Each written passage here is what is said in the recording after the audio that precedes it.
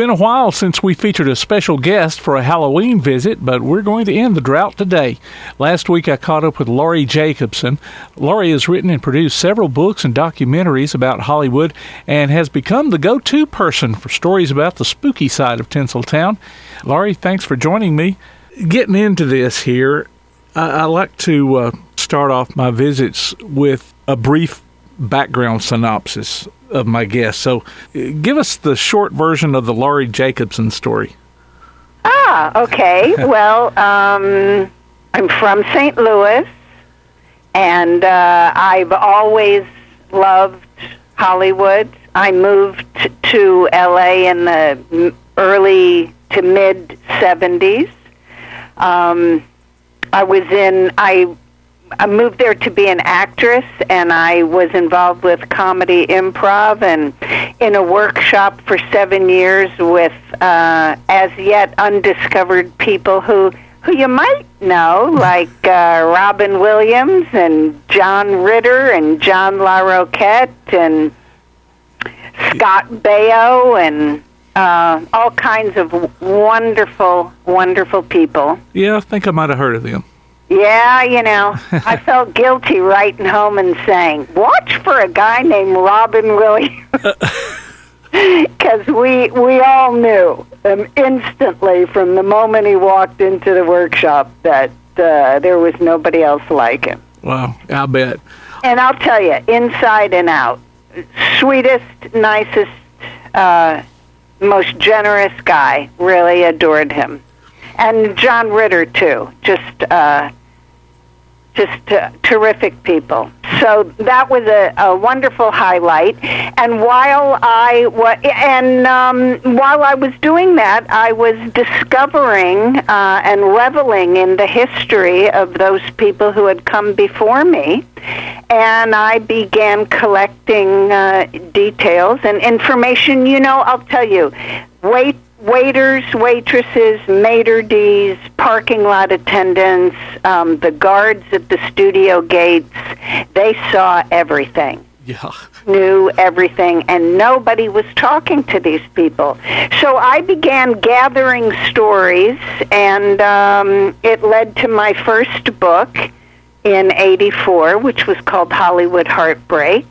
And once that came out, I was invited to write documentaries and TV specials. I worked with the wonderful Jack Haley Jr. For 10 years, almost 10 years. I was head of development for him, and we worked on some amazing projects, and I really had the time of my life. I really did. Well, going back to your comedy days, I've seen on some of your bios the term reformed stand-up comic. Explain that term. Well, stand-up comics are pretty singular. They have a, one-track mind, and that is to make jokes. It's difficult to tell where the onstage persona and the normal person leave off, I honestly think that was part of Robin's problem, because we all know he had some issues from which he recovered. But it's not easy. So it was not a life I wanted to pursue. Okay.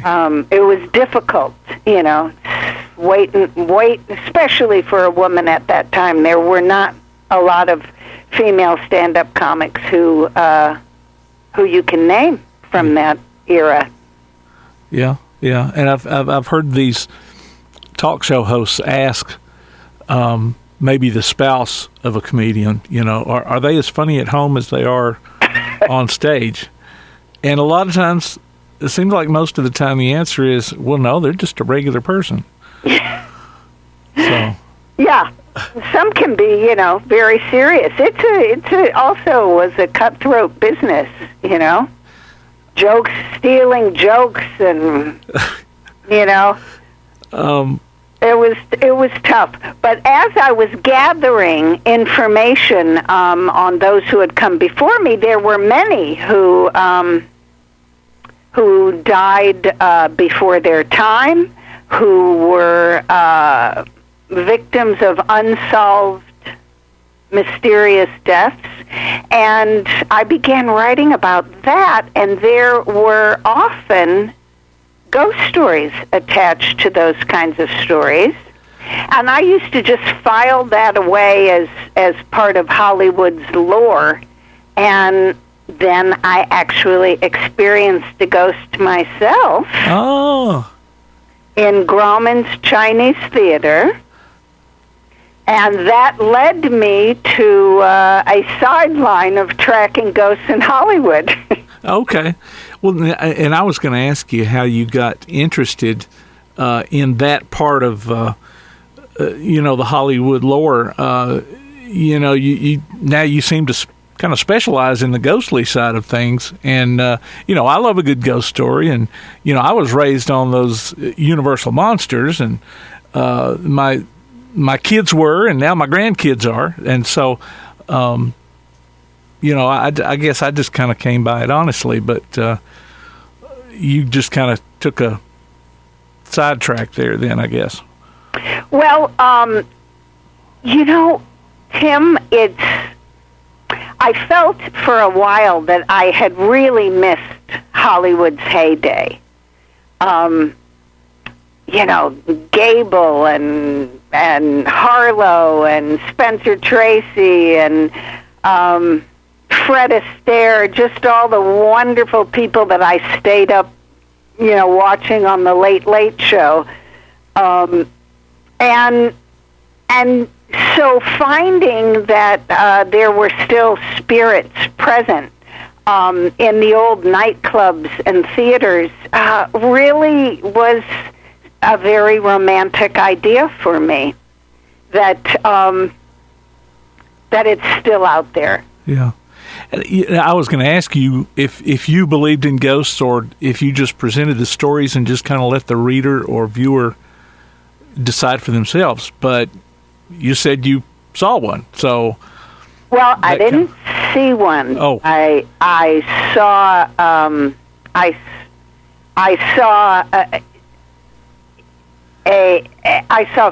handprints in a curtain and lifting the curtain up off the ground and shaking it. Okay. And there was nobody back there. And it was not a blowing in the breeze kind of movement. It was, two hands grasping a curtain, and I wasn't alone. And I set a new land speed record running away because I was completely freaked out. But after that, I went out with experts, psychics and parapsychologists, and had really some amazing experiences. I always believed in ghosts. I was always the one around the campfire loving those kind of stories. But what I really feel like is, that spirits stick around here for very human reasons. In many of the unsolved murders that I covered in Hollywood, let's say like George Reeves, Superman on TV, he was very aware that his fans were mostly children. And when it was believed that he committed suicide, children the world over were absolutely devastated. And he would have hated that. And he would never have done that to his fans. And many people believe that George Reeves was murdered, especially from the autopsy report. George was shot, and he was shot by a gun that was 12 to 16 inches away from his head. And that's just not the way you kill yourself. Right. Right? So, but it is the way you die from a gunshot if you are struggling over a gun with someone. And that's what I believe happened. And his spirit was seen for years at his house where he was killed. And it's so human. He was seeking truth, justice, and the American way, still. So I found that often in these mysteries, the victims were sticking around for very human reasons. And sometimes they stick around because they loved the place and they just wanted to visit it one more time. I mean, how many times have you heard a friend who, say, lost a parent and they got married and said, I really felt my mom or my dad was here with me? Mm-hmm. Well, they were. They were. They may not stick around for the rest of your life, but very human reasons bring them back to certain scenes and places. So, yeah, I'm a definite believer. So, these hauntings that you write about, not all of them are tragic situations. Then, oh no, some of them just hang around.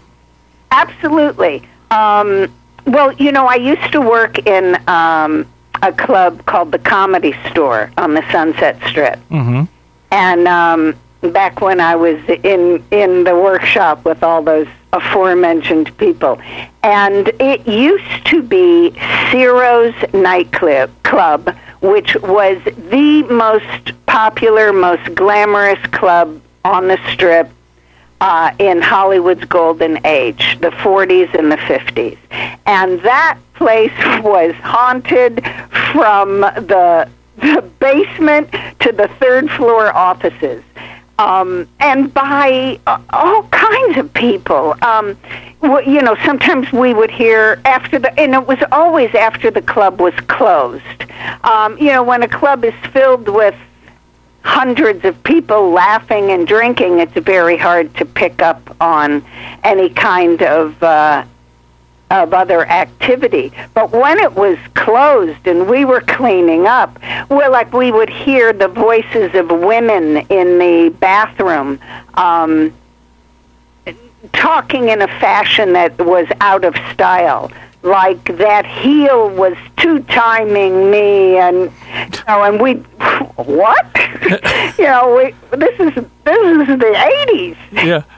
What heel? And we would go in there to tell whoever was in there that they'd have to leave. The club was closed, and there wouldn't be anybody in there. Many people saw men in pinstripe suits with wide lapels, very 40s.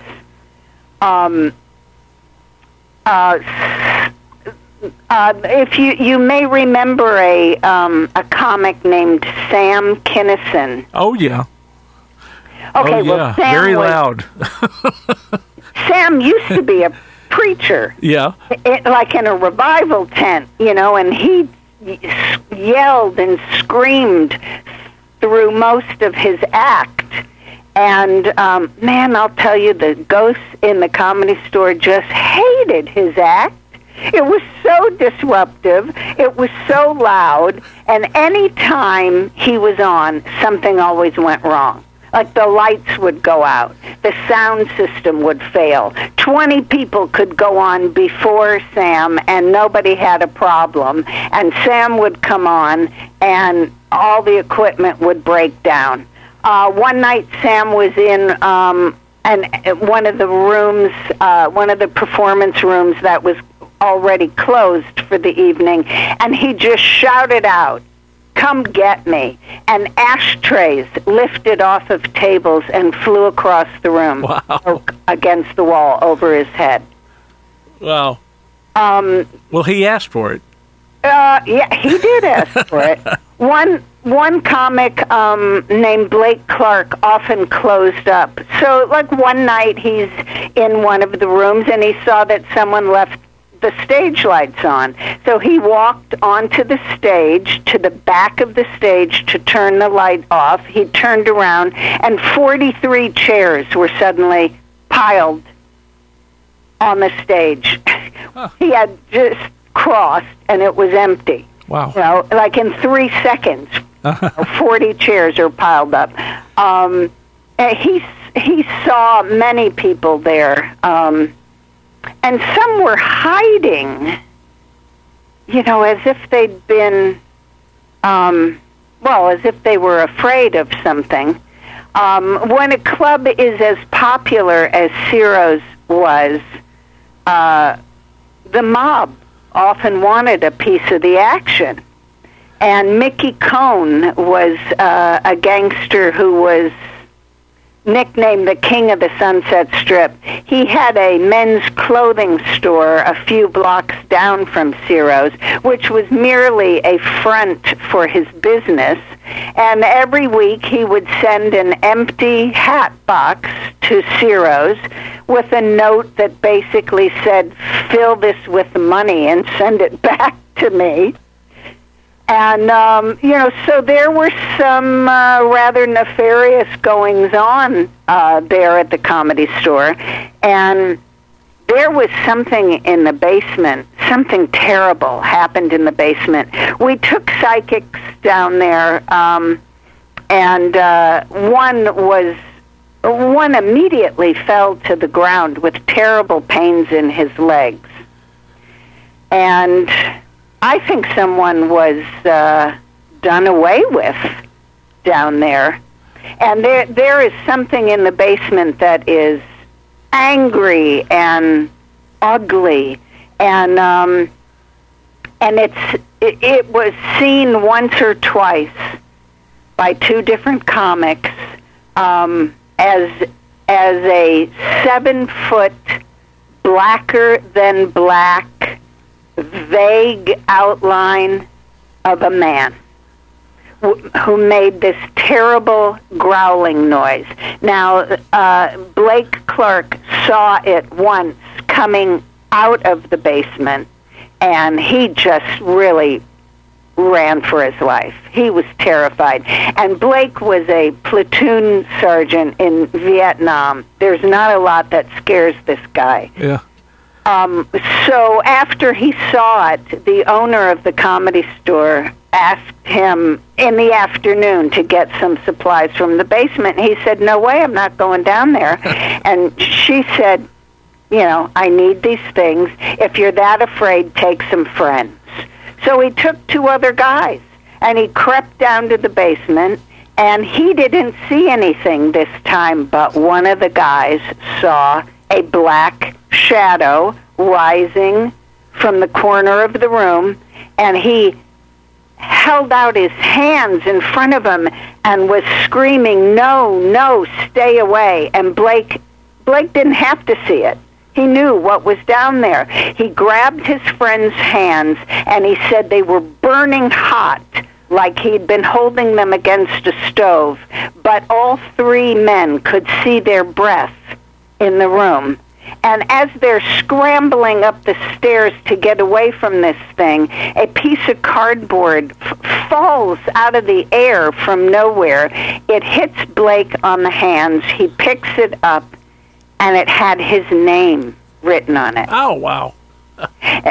That scared me more than any other story.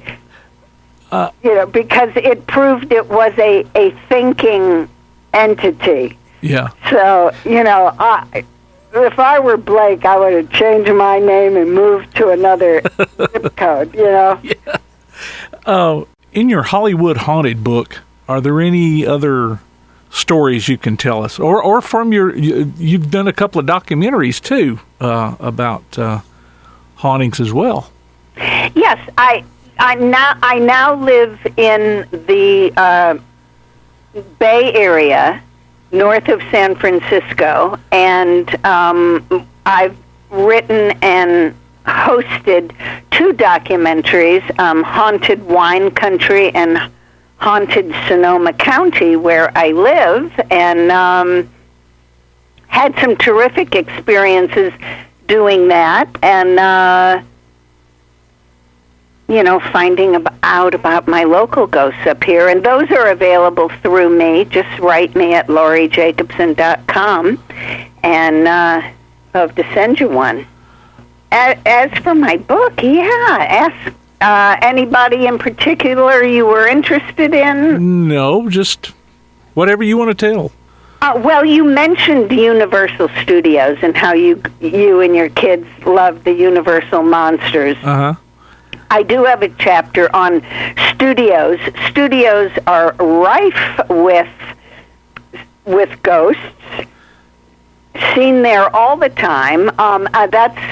Those are some of the stories I got in the 70s when I interviewed those pops-like characters that the night watchman and the guards at the gate of studios, while they strolled the studio at night checking on sound stages and stuff, the things they saw and heard were just amazing. And at Universal, there was one sound stage there.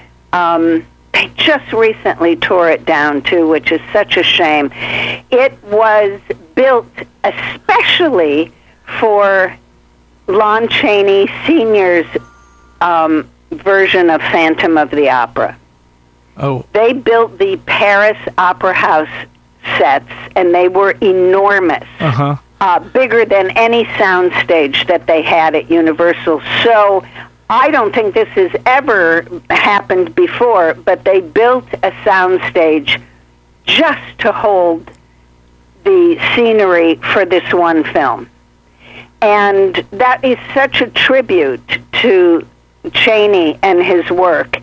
And many Teamsters and studio employees saw and heard weird things in that studio during the day and during the night. And particularly, they heard footsteps in the catwalks at the top of the soundstage. Someone walking through the soundstage, someone running along the catwalks, and occasionally they would catch a sighting of a man in a cape running through the soundstage. Now, come on. That's pretty wild. And, of course, everyone knows the famous corner of Hollywood and Vine. Well, that happened to be one of the favorite blocks of Bela Lugosi. Of course, Dracula. Uh-huh. He was really something very special. And sadly he got typecast as Lugosi. Honestly, it's what happened to Robin too. He wore his own clothes as Mork, and then he couldn't dress that way anymore. And Lugosi had very little makeup for Dracula. And and though he was a wonderful dramatic actor, he just got typecast as Dracula, and that's all he said. It was a blessing and a curse. Yeah. But when he was in the Chips, he loved to go to Hollywood and Vine, and it's where he bought his hand-rolled cigars and his copy of Variety every day, and he greeted all the store clerks who knew him quite well. It was his favorite haunt. And just a block down was a mortuary that was run by Hungarians. So he always stopped at fellow Hungarians, and so he always stopped in there to say hello to them, and those are the people that had the service and burial for him. Oh. He is laid out at this mortuary after he passed away, and he's wearing his Dracula cape and ring, and I think Peter Lorre and Vincent Price showed up to pay their respects, and Peter Lorre said he just wanted to make sure he was really dead.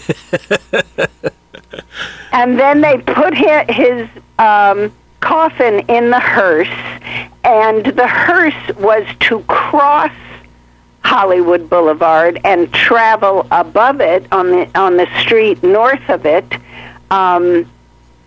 to the cemetery, because the Hollywood Chamber of Commerce said it was just too depressing to all the tourists on Hollywood Boulevard to constantly see hearses going down the boulevard. So they had made that agreement with them, and the hearse driver, and I spoke to him, okay? I got to him, early on, and he said he got to the light at Hollywood Boulevard and was preparing to drive across it when suddenly he lost control of the vehicle, and the wheel turned in his hands, and he could not stop it, and drove onto Hollywood Boulevard and went very slowly down the block to Vine Street. And this had been, as I said,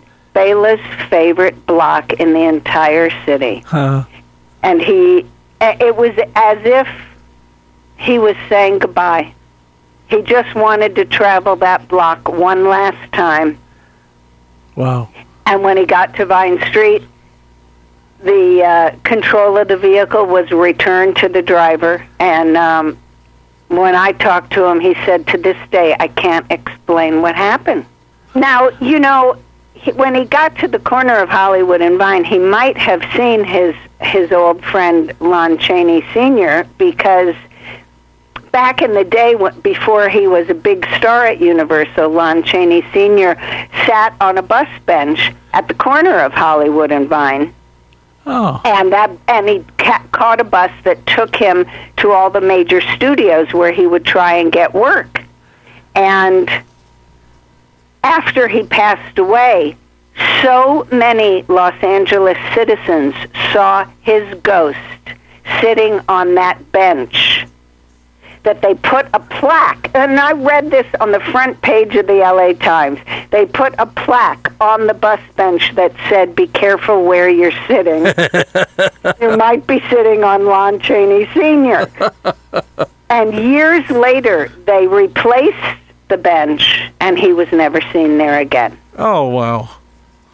So, they tell you that certain objects contain energy. It's why you're never supposed to remove things from sacred burial sites or the pyramids and places like that. And, they removed it was the bench he was attached to. When they took that bench away, he never appeared there again. Huh. And you mentioned that they tore down that soundstage. I'm guessing that nothing has ever happened on that site since then either. Correct. I know. That's weird. Slowly it disappears. What do your book and or documentaries, are they kind of divided up into like stories about a certain person, or is it just kind of all lumped together more like a history?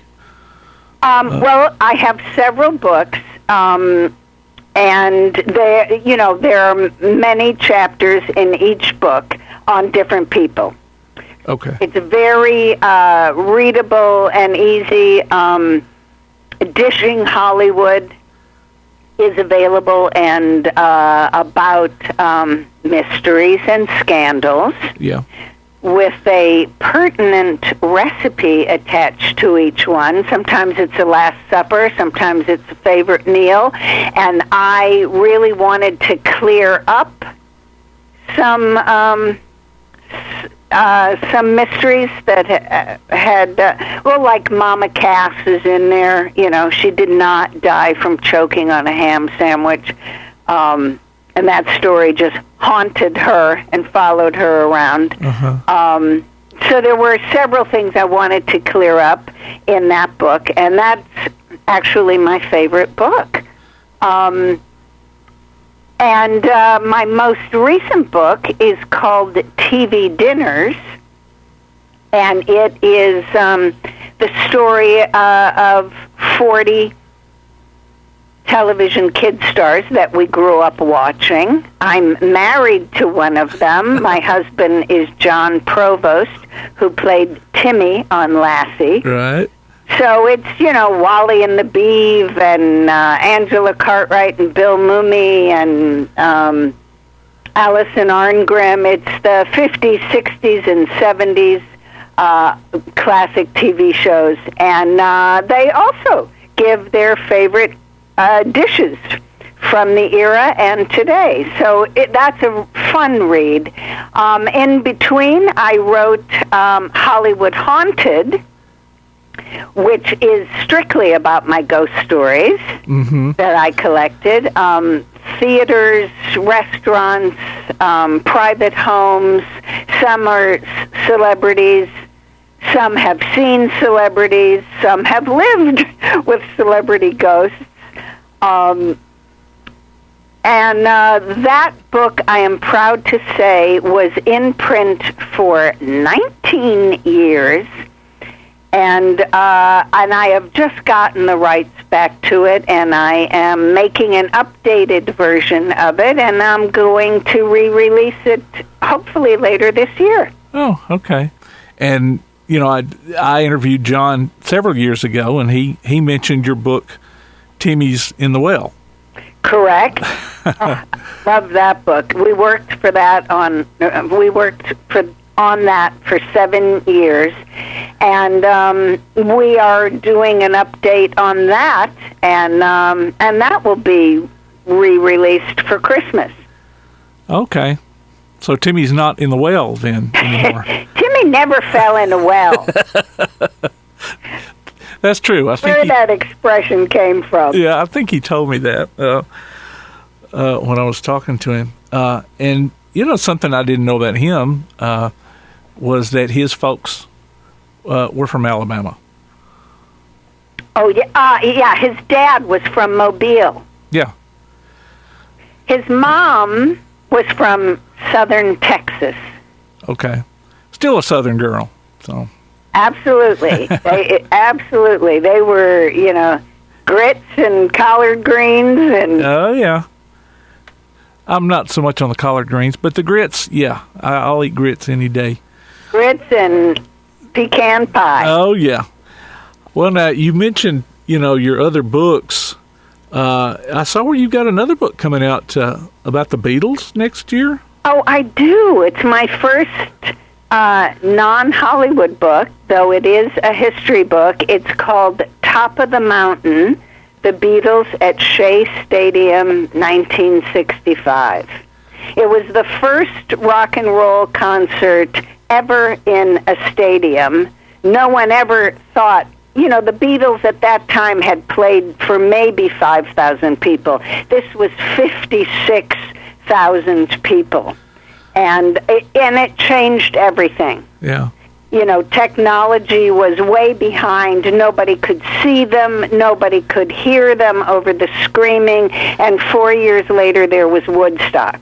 Yeah. So, people woke up the next morning and said, this is the future, and we're unprepared.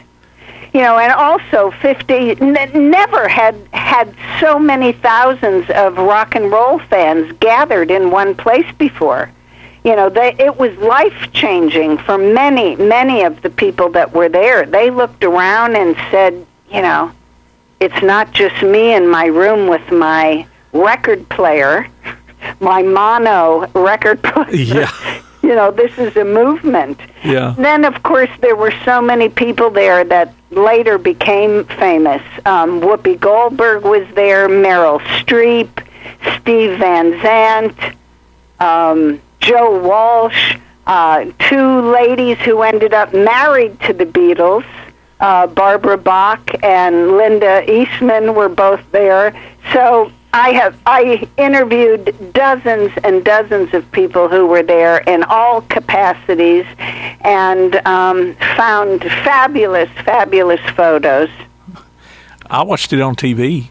Oh, you did? Wow. Yeah, I remember when I was a kid. And I remember all the screaming and, Yes. they said they couldn't hear themselves over the screaming either. So. No, and actually, John Lennon went kind of nuts at the end, laughing. He was just like, he realized he was playing his organ with his elbow and singing gibberish because he realized it just didn't matter. Yeah. And he and George absolutely cracked up on stage during the last song, and one of the people that I interviewed had sneaked onto the field with phony press pass and stood at the bottom of the stage where he took 50 photos and gave me the use of them. And he captured this marvelous photo of George and John laughing like crazy over the organ, and that is the cover of the book. Years later, John was with the gentleman who produced that event, and he said to him, I saw the top of the mountain that wonderful night. Okay. I was going to ask where the title of the book came from. It seems like I'm a little psychic today, feeling your questions before you ask. Yeah. Well, and I'm just going to have to get back with you whenever this book comes out and just talk about the book. You know, I know where I saw where you've been on CNN, you've been on A&E, History and Discovery channels, TV Land, AMC. I just want you to know that now you've hit the pinnacle by being on my Good Time Gold Midday show. Top of the mountain. Yep, top of the mountain. Good segue there. Oh, I did want to ask you, do you still head up the Living Legends? I do. I do. My company, Living Legends Limited, I book celebrities at special events. Of course, we've been kind of quiet these last 2 years. Yeah. Not too many special events, but yes, you know, the autograph shows and the Comic Cons and vintage car shows and theater openings and all museums, all kinds of special events. Anywhere anybody wants a celebrity to appear. Okay. Well, okay, so tell us where folks can go to get your books. Thank you, Tim. You can get them anywhere books are sold, and of course Amazon. And my website is my name, lauriejacobson.com, and they're all out there. What about the documentaries? Can people see those anywhere? I say write to me for that. Okay. The one is available online, Haunted Wine Country, but the Haunted Sonoma County is a sellout. Okay. All right. And I saw where you were also in a movie yourself. Oh, yeah. I did get a little work as an actress, you know, but yes, someone wrote and directed a film, and they wrote a part especially for me, which was a thrill. Ah. And, yeah, so I did a little acting. Okay. And that movie, what was that movie? Oh, now you had to go ask me that. It was a while back, and... Not Fade Away? Oh, there you go. Thank you very much. Yeah, I did a little bit of Googling, too, so... Google and Wikipedia are good for something. Yes, they sometimes. are. I use them all the time. Oh, yeah. All right. Well, I appreciate you taking your time out and for my little Halloween feature this year. And like I say, well, I'll have to get back with you whenever this Beatles book comes out. About June 1st. Okay. And then I guess we can talk about your updated TV dinners and Timmy's in the Well books, too. Super. So, I look forward to it. All righty. Well, I appreciate it. Thanks for asking me, Tim. Thanks. You have yourself a wonderful Halloween. All righty. You too. Thanks. That was Laurie Jacobson, writer and producer of All Things Hollywood. Again, more information on her books can be found at lauriejacobson.com.